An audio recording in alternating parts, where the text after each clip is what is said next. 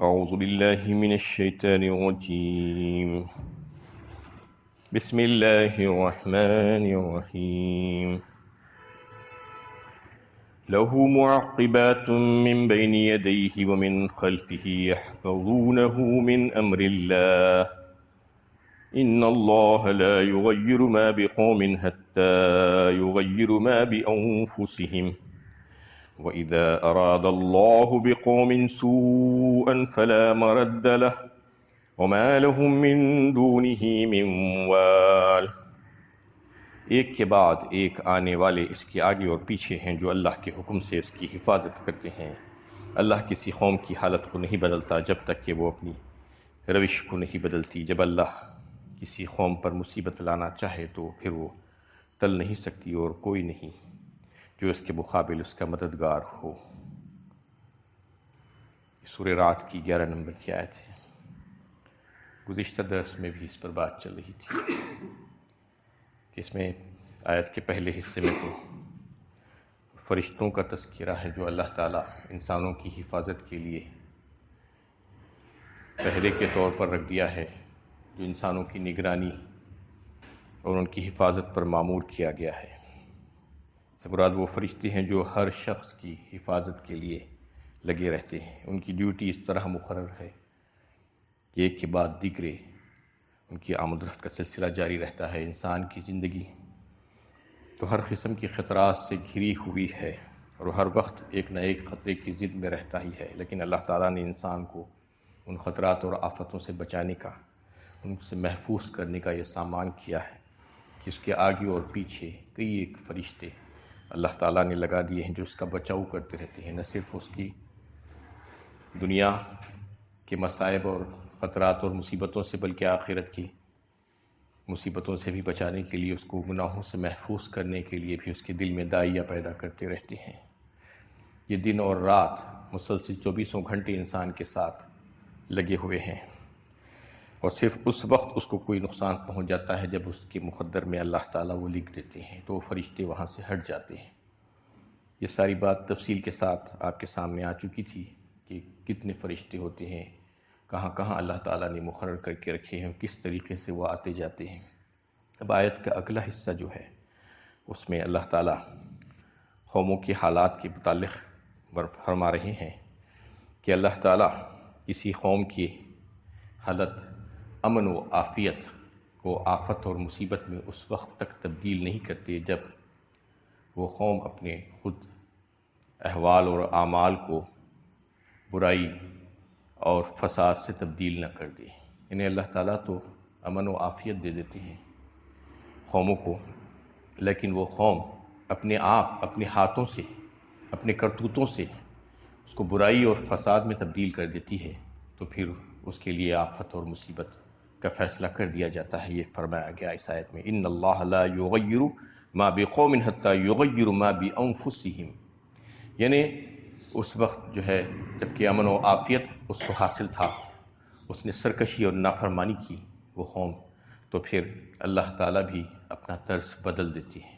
جیسا کہ آیت کے اگلے حصے میں ہی یہ بات آ چکی ہے کہ اللہ تعالیٰ انسانوں کی حفاظت اور ان کی نگرانی کے لیے فرشتوں کا پہرہ لگا کے رکھا ہے، لیکن اللہ تعالیٰ کی نعمتوں کے حاصل ہونے کے باوجود، تمام تر نعمتوں کے حاصل کر لینے کے باوجود بھی اس کی شکر گزاری اور اس کی اطاعت جو نہیں کرتا بلکہ اس کے برخلاف اللہ تعالیٰ کی نافرمانیوں میں، بدعمالیوں میں، بد کرداریوں میں اپنے آپ کو لگا کر رکھتا ہے، تو پھر اللہ تعالیٰ بھی اس کا حفاظتی پہرہ اٹھا لیتے ہیں۔ یہی اس کا مقدر ہوتا ہے، اور جب حفاظتی پہرہ اٹھ جاتا ہے تو پھر اللہ تعالیٰ کی عذاب و قہر سے وہ اپنے آپ کو بچا نہیں پاتا۔ تغیر احوال جو کہا گیا ہے اس میں، تغیر احوال کا مطلب یہی ہے کہ نعمتوں کے حصول کے بعد بجائے یہ کہ شکر گزاری اور اطاعت کا جذبہ پیدا ہو جائے، وہ طرز اختیار کرے، طرز بدل کر برائی اور فساد کا طرز جو اختیار کر لیتا ہے تو بھی اللہ تعالیٰ بھی اپنا طرز بدل لیتے ہیں۔ یعنی جو رحمت اور حفاظت کا جو طرز اللہ تعالیٰ نے اختیار کیا تھا اپنے بندوں کے لیے، وہ بدل دیتے ہیں اس کو دیگر چیزوں میں۔ تو اس میں انسان خود اپنے ہاتھوں سے اس کی کمائی ہوتی ہے، اپنے کرتوت کر کے اپنے آپ کو تباہی و بربادی میں ڈالتا ہے۔ یعنی ایک اچھا انقلاب اس وقت تک نہیں آ سکتا کسی قوم میں جب تک کہ وہ اچھے انقلاب کے لیے اپنی حالت کو درست نہ کر لے۔ اور ایک قانون اور قاعدہ اور اصول اس میں بتا دیا گیا ہے کہ انسان اگر اپنی حالت کی اصلاح کرنے کا ارادہ نہیں کرتا تو پھر اللہ تعالیٰ کی طرف سے اس کی امداد و نصرت کا کوئی وعدہ نہیں ہے۔ یعنی اللہ تعالیٰ تو اس کے لیے اچھا چاہتے ہیں، اس کو امن و عافیت عطا فرماتے ہیں، اس کو انعامات سے نوازتے ہیں، لیکن اس کے باوجود اگر وہ اپنے آپ کو مشکل اور پریشانی میں ڈالنا چاہتا، برائی اور فساد میں لگا لیتا ہے، عام طور پر ایسا دیکھنے میں آتا ہے کہ اچھے خاصے حالات تھے، لیکن ایسے حالات بدلے کہ وہ اگر اس پر نظر ڈالے تو پتہ چلتا ہے کہ یہ خود کے انسان کے کرتوت ہیں۔ سب کچھ حاصل ہونے کے باوجود بھی لڑائی جھگڑا فساد برائی لوگوں سے کے ساتھ جو ہے اختلافات، یہ سب کر کے اپنے آپ کو عذاب میں ڈال لیتا ہے انسان، جبکہ اس کو سب ملا ہوا ہے، انعامات کی بارش ہو رہی ہے اللہ تعالیٰ کی طرف سے، کوئی ایسی چیز نہیں جو حاصل نہیں ہوئی ہے، لیکن اس کے باوجود لڑائی جھگڑا شروع کر دیتا ہے، فساد کر دیتا ہے، کر کے پریشانیوں میں مبتلا ہو جاتا ہے۔ یہی حال ہے احوال کو درست نہ کرنے کا، یعنی جو اپنے احوال کو اپنے حالات کی اصلاح نہیں کرنا چاہتا تو پھر اس کے لیے کوئی امداد و نصرت اللہ تعالیٰ کی طرف سے نہیں ہے۔ الذین جاہدوا فینا لنہدینہم سبلنا فرمایا اللہ تعالیٰ نے سورہ عنکبوت 21ویں پارے میں۔ جو اللہ کی راہ میں جہاد کرتے ہیں، مجاہدہ کرتے ہیں، کوشش کرتے ہیں تو پھر ان کے لیے اللہ تعالیٰ راہیں آسان کر دیتے ہیں اپنی طرف آنے کی۔ ورنہ جو کوشش نہیں کرتا، جو اصلاح کی کوشش نہیں کرتا، جو ہدایت طلب ہی نہیں کرتا، جو ہدایت کی خواہش نہیں رکھتا تو پھر اس کے لیے ہدایت نہیں ہے۔ ہاں یہ اور بات ہے کہ قانون الہی کسی کا پابند نہیں ہے کہ وہ بن مانگے بھی دے دیتا ہے، بن طلب کیے بہت سی نعمتیں انسان کو مل گئی ہے۔ انسان کے پیدا ہونے سے پہلے اس نے کیا مانگا تھا اللہ تعالیٰ سے؟ مانگنے کے قابل ہی کہاں تھا؟ سب کچھ اللہ تعالیٰ نے اس کو عطا فرما دیا، اور کئی ایک چیزیں بن مانگے کے اللہ تعالیٰ عطا فرما دیتی ہیں، لیکن صحیح وہ عمل کی تو ضرورت ہے انسان کو۔ وَأَن لَيْسَ لِلْإِنسَانِ إِلَّا مَا سَعَىٰ فرمایا اللہ تعالیٰ نے سورہ نجم میں 27ویں پارے میں۔ وہ جو کوشش کرے گا وہی اس کی دیکھی جائے گی، اس کے علاوہ اور کچھ نہیں، یعنی اس کو وہی کچھ ملے گا جو اس نے اس دنیا میں کوشش کی۔ تو کوشش صحیح اور عمل تو انسان کو کرتے رہنا ہے، کیونکہ یہ اللہ تعالیٰ نے اس کو حکم دیا ہے کہ اس کے پاس جو وسائل ہیں وہ وسائل کو اختیار کرے، جو اسباب ہیں وہ اسباب کو پوری مکمل طور پر اختیار کرے، اس کے بعد بھروسہ اللہ کی ذات پر کرے۔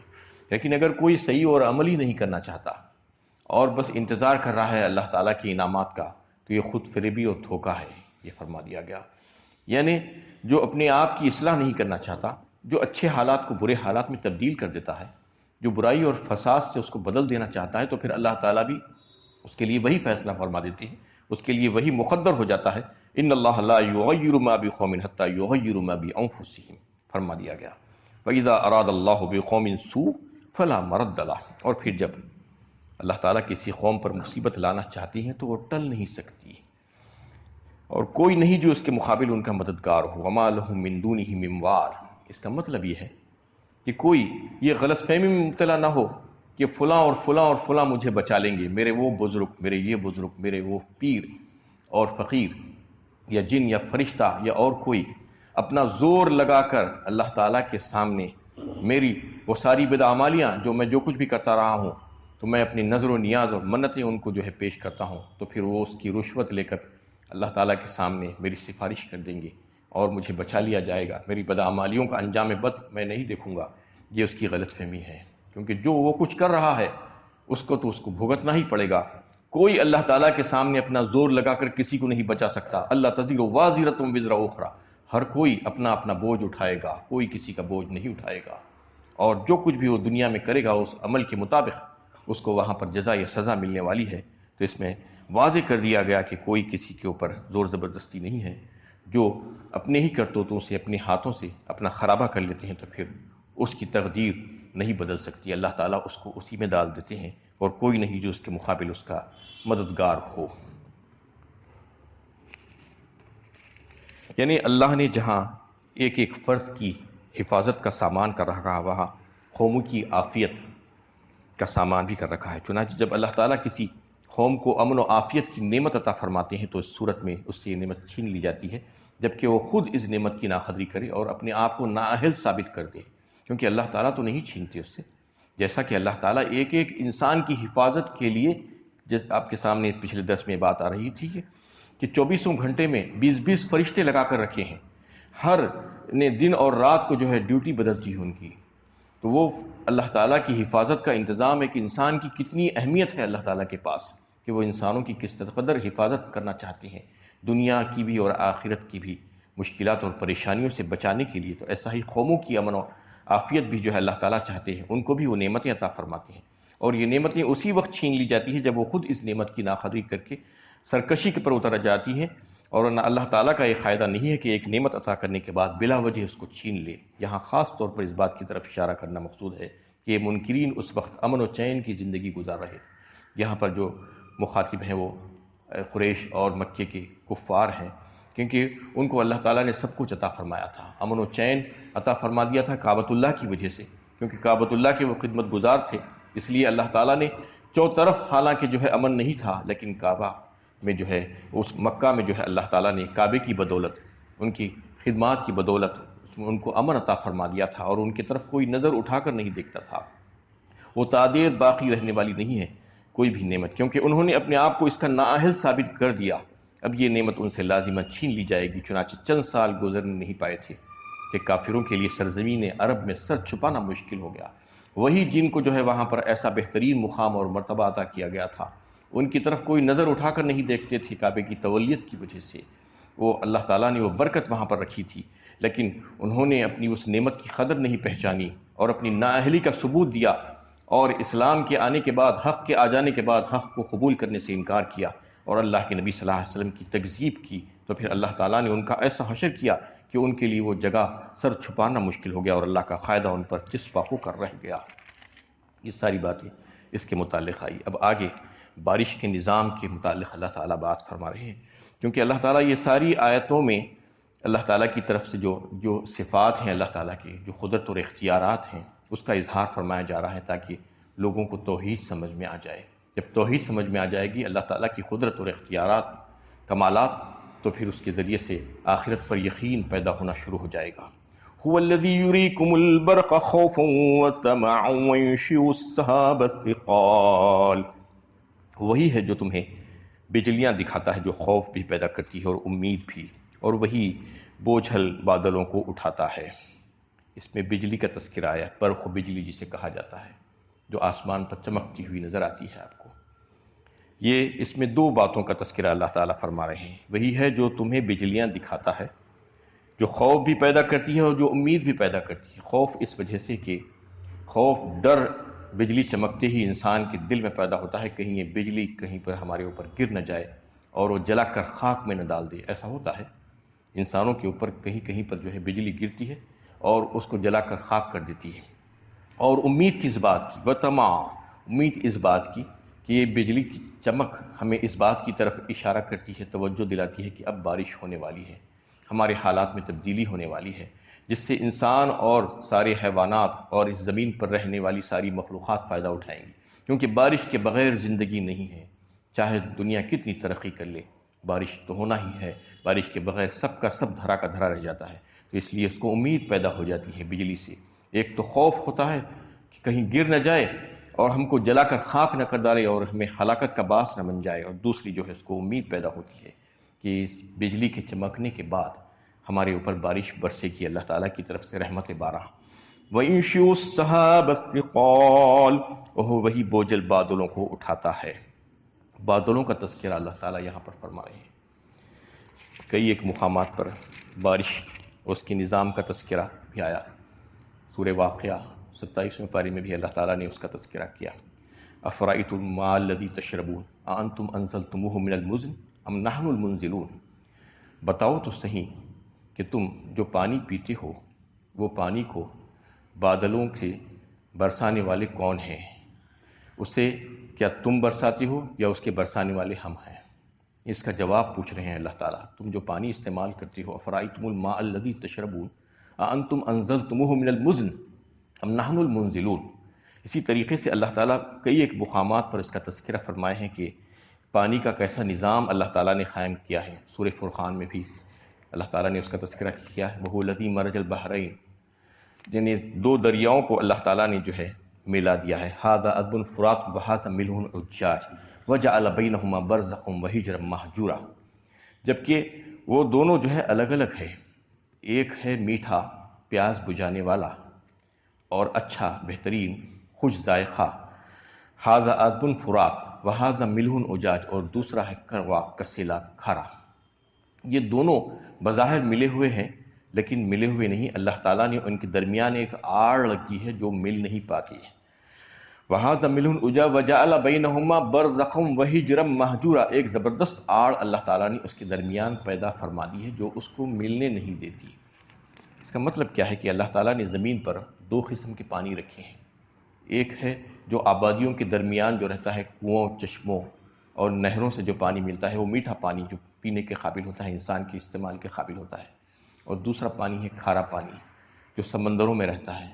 اصل میں زمین کا تقریباً 77% حصہ سمندروں سے گھرا ہوا ہے، مشرق سے لے کے مغرب تک سمندر ہی سمندر ہے جس میں کھارا پانی ہے۔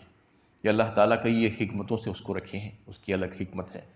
تو اس میں بتانا یہ ہے کہ میٹھا پانی بستیوں کے اندر رہتا ہے جو انسان کے استعمال کے لیے آتا ہے اور جانوروں کے استعمال کے لیے آتا ہے، اور جو کھارا پانی ہوتا ہے وہ سمندر میں ہوتا ہے۔ تو سمندر چھائے ہوئے ہیں زمین پر، صرف 22 یا 23% حصہ زمین کا ایسا ہے جو چھوٹا ہوا ہے پانی سے، ورنہ پورے کا پورا سمندر سے گھرا ہوا ہے ساری دنیا۔ تو اس میں اللہ تعالیٰ جو میٹھا پانی کا جو انتظام ہے وہ کس طریقے سے کرتے ہیں یہاں پر بتا رہے ہیں۔ ایک زبردست نظام ہے جو اللہ تعالیٰ اس کو قائم کیے ہوئے ہیں پانی کا، انشاءاللہ اس پر کل گفتگو ہوگی کہ کس طریقے سے اللہ تعالیٰ یہاں پر جیسا بادلوں کا طرف فرما رہے ہیں کہ وہی بوجھل بادلوں کو اٹھاتا ہے، تو بادل کیسے اٹھتے ہیں، تو کیسا نظام ہے، کس طریقے سے اللہ تعالیٰ بادل بناتے ہیں، اس کا تذکرہ سورہ نور میں کیا، اور پھر کیسے بادل کو چلاتے ہیں اور اس سے پانی کیسے برساتے ہیں۔ یہ ساری چیزوں کی بنانے والے کون ہیں، کس کی حکمت ہے اس کے پیچھے کار فرما، کون سی وہ ہستی ہے جو یہ سارا کام کر رہی ہے، جو انسان کی انتہا سے زیادہ ضروری چیز ہے پانی، پانی کے بغیر انسان زندہ نہیں رہ سکتا، اس کو جو ہے اللہ تعالیٰ کیسے برساتے ہیں۔ میٹھے پانی کا انتظام کس طریقے سے کیا جاتا ہے انسان کی ضروریات کی تکمیل کے لیے، انشاءاللہ اس پر کل بات ہوگی۔ اللہ تعالیٰ سے دعا ہے کہ اللہ تعالیٰ ہمیں صحیح علم و عمل کی توفیق عطا فرمائے۔